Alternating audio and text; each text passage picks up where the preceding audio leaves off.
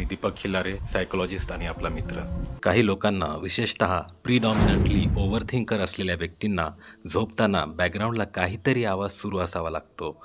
कारण शांततेत त्यांच्या मनात विचारांची गर्दी जास्त वाढते व लवकर झोप येणे अशक्य होऊन जाते. जेव्हा खोलीत पूर्ण शांतता असते तेव्हा साधे विचार, चिंता किंवा अगदी लहान आवाजही खूप स्पष्ट ऐकू येतात.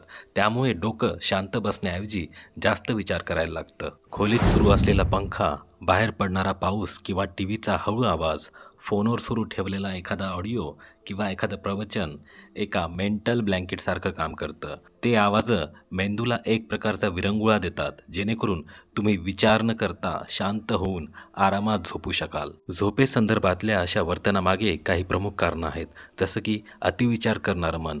बॅकग्राऊंडचा आवाज मनात चाललेल्या विचारांपासून लक्ष भरकटतो. पूर्ण शांतता असेल की मनातले विचार आणि चिंता जास्त मोठ्या वाटू लागतात. दुसरं कारण आहे कंडिशनल हॅबिट. लहानपणापासून टीव्ही किंवा पंख्याच्या आवाजात झोपायची सवय असेल तर मेंदूला त्या आवाजाशिवाय झोपच येत नाही. तिसरं कारण आहे सतत अटेंटिव्ह किंवा सतर्क असलेला मेंदू. शांत खोलीत अगदी लहान आवाजही स्पष्ट ऐकू येतात.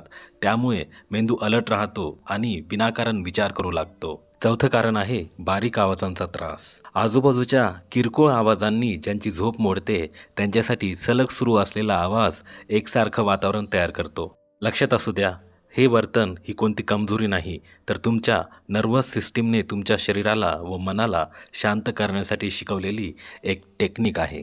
धन्यवाद.